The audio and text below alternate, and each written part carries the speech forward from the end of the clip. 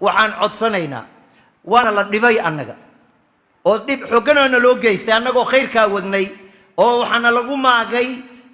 maxay ahaydayay media social media oo waxaana la leeyahay maxay oga hadli waayeen ninkii coldoon oo ka hadlay arrinka kiristaamaynta iyo annagu ma lihin xaq buu ahaa iyo kaasu ah ma lihin mana aanan jeclayn in uu maxay ahayday sidaa isu soo qotomiyo ma aanan jeclaysan laakiin dadkiibaa waxay meel kasta noo dhigeen waxay yidhaahdeen meelaha ku soo qoreen culamaa maxay ahayd culamaau laxm culamaau sulta culamaau fuluus waa la kulanteen maxay ahayd boorsaa la idin dhiibay soo ma garanaysid xataa wallahi xataa biyo maanan cabin soo ma garanaysaan ilaahay dartii baana loogu yeeray annana ilaahay dartii baan u qaabilnay annagoo dhibkaana gaaray waxaan codsanaynaa oo madaxweynaha ka codsanaynaa in ilaahay subxaanahu watacaala dartii uu ninka diin buu qabsaday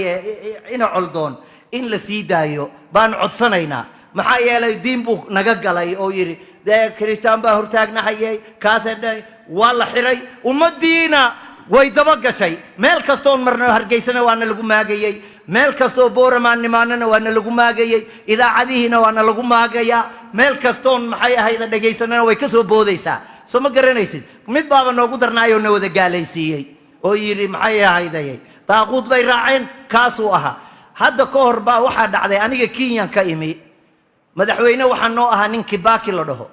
kibaki oo gaal ah wuxuu eriyey sheekh shuyuukhdii ka mid ah ayuu waddanka ka saaray oo sheekh maxamed sheekh cismaan la yidhaahdo buu eriyey wuxuu noogu soo booqday magaalada gaarisa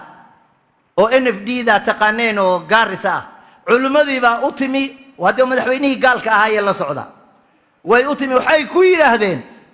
madaxweyneheenaa tahay laakiin sheekheennii caalimkeennii diinta darteed baa dad u masaafurisay waxaan kaa rabnaa inaad noo ogolaato sheekheennii inaad noo soo celiso mikrofoonku intuu qabtay magiciiyuu yidhi waxaa la yidhaahdaa maxamed sheekh cusmaan wasiirka arrimaha gudaha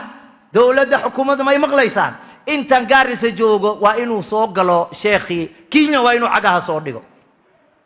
isla maalintii ku xigtay sheekhii waana loo keenay waxaan madaxweynaha ka codsanaynaa in annagoo ku hadlayno magacii culummada dhibkaana na gaaray nala maagay ina coldooniyo wixii diinta loo xiray oo aanan waddanka dhib ku hayn noo sii daysid tafaadulan baaraka allahu fiikum wajazaakum allahu khayran